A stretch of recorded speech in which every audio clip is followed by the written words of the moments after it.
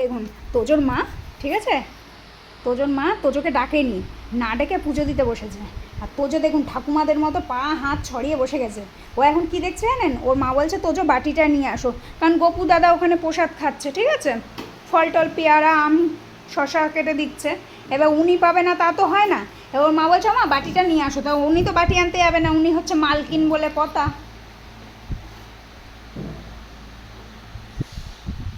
এই যে নাও বাটি দিছি। হ্যাঁ কই? এই তো ও ছোটো ছোটো পিস করে দাও।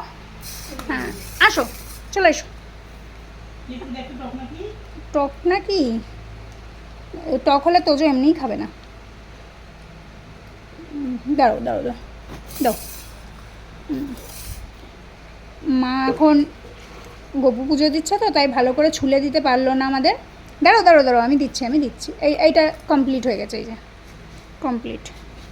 দেখি মা, ওমা এ মা, ওমা আমের খোসা, ওই যে আমের খোসাটা ওরকম করে ফেলে দিচ্ছে। হ্যাঁ আমি ভাবলাম খেয়ে নেবে। না হ্যাঁ তাই তো দেখছি, ও আমটা বেছে খেয়ে নিল, এই দেখুন আমটা বেছে খেয়ে নিল। সব খাবি কি? তুই দিবি ভাত? আমি খাইনি। এই যে দেখুন আমের খোসাটা ফেলে দিল। আমার ছেড়ে দাও দাও, হ্যাঁ ছেড়ে দাও, তুমি আগে আমটা খেয়ে নাও। আমার লাঞ্চ টাঞ্চ করেছি, একটু ফল না খেলে হয়? ফল না খেলে একটু শক্তি হবে? গপুটাটা বলে কীভাবে বসেছে আমার মেয়েটা, দেখো। আমা ঠিক হও নাও। কি করবো রে খাও? হ্যাঁ কোমরে লেগে যাবে তো, এ নাও। দাঁড়ো, এ নাও, এদিকে এসো তো দেখি। ওরে বাবা রে, অতটা তোকে ঝুঁকতে হবে না, তুই বসে বসে খা।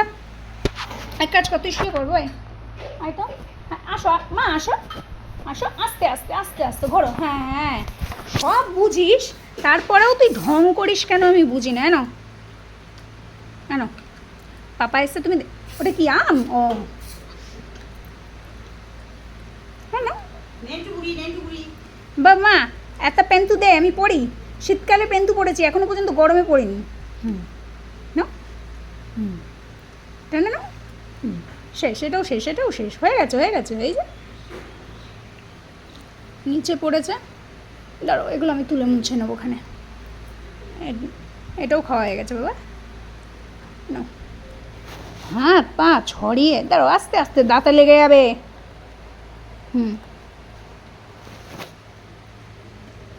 একটু ফল না খেলে গায়ে শক্তি না হলে বড়দিদির সাথে পেরে উঠবো না।